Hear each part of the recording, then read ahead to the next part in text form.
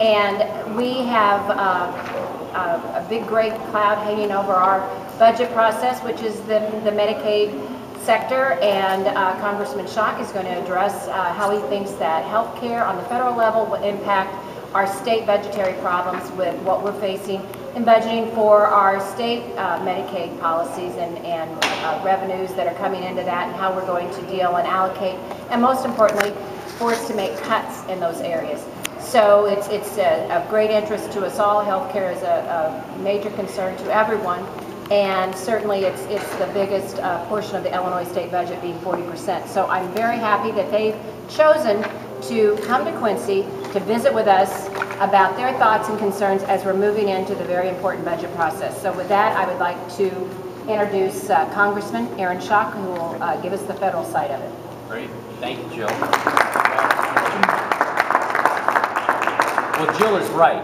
The biggest driver of our state's budget and our state's debt is health care. And about 40% of what the state spends is on Medicaid. And under the health care law that was passed federally, the Affordable Care Act, which is often referred to as Obamacare, it would require about a 25% increase in the number of participants here in the state of Illinois on Medicaid. That means about 700,000 new people would be joining the rolls of the taxpayer-funded health care here in the state of Illinois. Keep in mind, Illinois is already underwater in being able to provide the care for current Medicaid recipients. It is the biggest driver of the state's debt. And so the question that begs is, how can we afford to add 700,000 more people to the rolls here in Illinois when we can't pay current providers for current services they're providing to current enrollees? But why is this relevant? Because as you all know, the Supreme Court is deliberating now the constitutionality of the individual mandate and really the constitutionality of the health care law. And as a result, there is a great question as to whether or not this law will take effect. In the meantime, the state of Illinois, along with other states, are being called upon by this law to implement exchanges, health care exchanges, as required by the federal law. It's estimated that the cost to the state of Illinois is tens of billions of dollars just to implement these health care exchanges. The governor has called on the legislature to do this before they adjourn for the summer. And I'm simply here today to say I believe it would be unwise use of taxpayer money here in the state of Illinois, a state that already does not have money for its current obligations, to go down the path of implementing these health exchanges at a time when it's uncertain as to whether or not those exchanges will ever have to take place if indeed the health care law is overturned. So I think it's important that residents of Illinois call on their elected representatives and ask them not to move forward with implementing the health care law. If we do, in our belief, it will be money unwisely spent. As a witness of the health care deliberations before the Supreme Court, I was fortunate to be one of 4 members of Congress to watch the back and forth between the Supreme Court.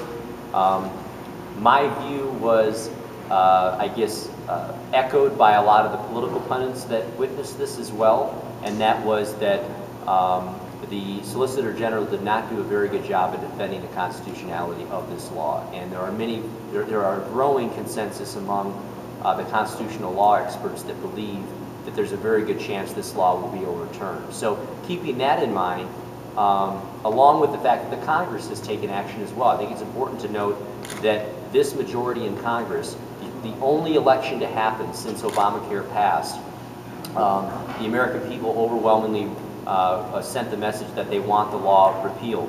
In fact, when the health care law was implemented, just over half of the country opposed it, and now over 65% of Americans support a full repeal of the law. Why is that relevant? Because the House of Representatives has already voted 12 times in the last year to fully repeal the health care law.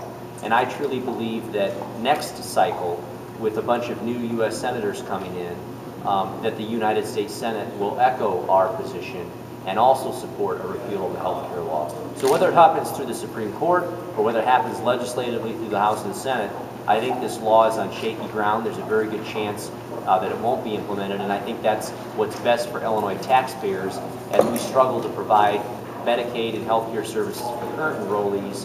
The last thing we need to be doing is putting in place exchanges and adding more people to an already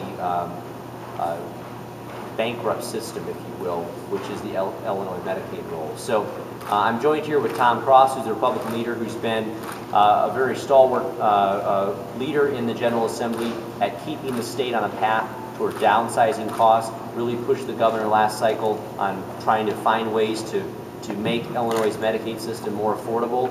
And so I'm pleased to be working with Leader Cross and his efforts here at the state. So, Leader Cross. Aaron, thanks. And sometimes you don't realize how fortunate you are to have the representation you do in this area with both Jill and Aaron doing a great job in Springfield and Washington, D.C. respectively. And of course, Noreen Hammond is on her way. She's also doing, I think, a very, very good job in Springfield.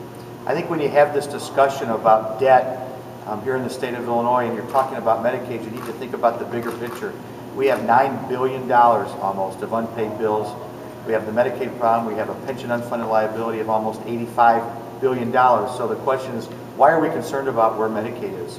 And why are we concerned about Obamacare? We have about somewhere between $1.5 to $3 billion in unpaid bills this year, just in the area of Medicaid out of that $9 billion.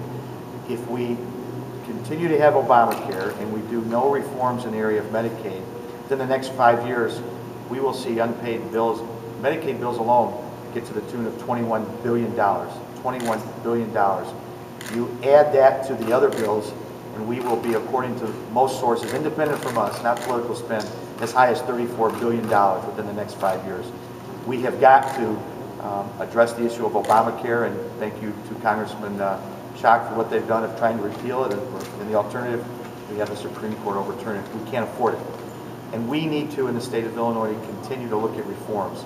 The simple concepts that other states have done of saying to people potentially on it or on it, we want to verify your income, we want to verify your residency.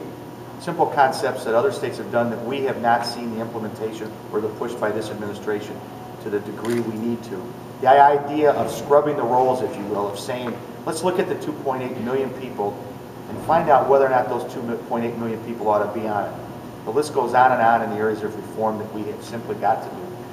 We need to do it, not because we just want for the sake of cutting people off Medicaid, but to make sure we have a system that's in place for those who really need it.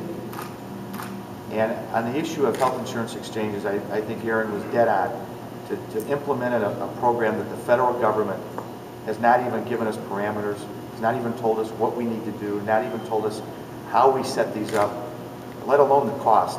It's clearly something we need to say to our governor, not now, hold on, we don't need to do it, let's focus on reforms, let's focus on implementation of reforms, that in many cases we passed on a bipartisan manner. We don't need to rush into health insurance exchanges. So thanks for your interest, thanks for your concern, and I think we'd be glad to answer any questions if anybody has any.